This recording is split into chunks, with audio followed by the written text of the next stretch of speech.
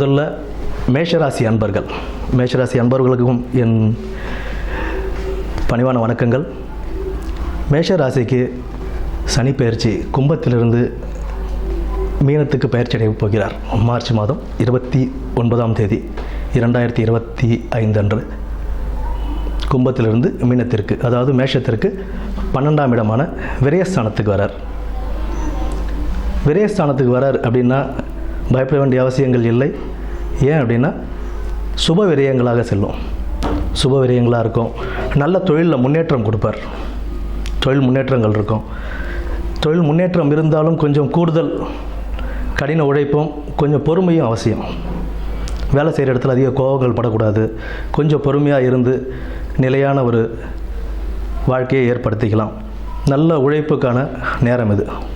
நல்ல கடின உழைப்பு, நம்ம எந்த அளவுக்கு நேர்மையாக உழைக்கிறோமோ அந்த அளவுக்கு உண்டான பலன்கள் நமக்கு அவர் கொடுப்பார். சனி பகவான் பொறுத்த வரைக்கும் அவர் தர்ம கர்மாதிபதி. மனுஷன் எப்படின்னா நம்ம எவ்வளோ நியாயமாக நடந்துக்கிறோம், எந்த அளவுக்கு நம்ம நல்லது செய்கிறோம் அப்படின்றத பொறுத்து தான் நமக்கு உண்டான பலன்களை அவர் நமக்கு திருப்பி தருவார். அதனால் நேர்மையான முறையில் நல்ல ஒழுக்கமாக தொழிலை நம்ம பார்த்துக்கிட்டோம் அப்படின்னா தொழிலில் நல்ல மேன்மை உண்டாகும். அடுத்தது பார்த்தோம்னா உடல் ஆரோக்கியம் கொஞ்சம் கவனம் இருக்கணும். ஏன்னா கரெக்டான நேரத்துக்கு சாப்பிட்றது, அப்புறம் அளவான சாப்பாடு சாப்பிட்றது, அதாவது அன்டைமில் போயிட்டு அதிகமாக சாப்பிட்டு அந்த மாதிரி இது இருக்கும்போது நமக்கு உடல் உபாதைகள் கொஞ்சம் கொடுக்கும். சிறிய உடல் உபாதைகளை தான் ரொம்ப கவனமாக கொண்டு அந்த உடல் உபாதைகளை நம்ம சீக்கிரம் சரி பண்ணிக்கிறதுக்கு பார்க்கணும். அது ரொம்ப பெருசுப்படுத்திக்கவே கூடாது. மற்றபடி வேறு எந்த பிரச்சனைகளும் இல்லை. அடுத்து கல்வியில் இருக்கிறவங்களுக்கு கொஞ்சம் கடின உழைப்பு தேவைப்படும்.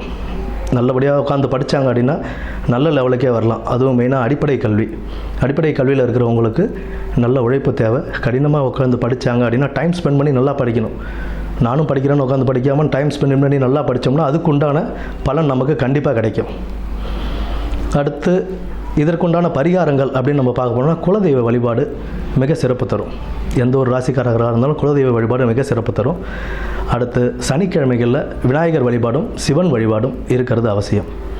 சனிக்கிழமைகளில் விநாயகர் வழிபாடு மற்றும் சிவன் வழிபாடு அது நம்ம செய்ய நமக்கு உண்டான பலன்களை அவர் நல்லபடியாகவே எடுத்து தருவார்.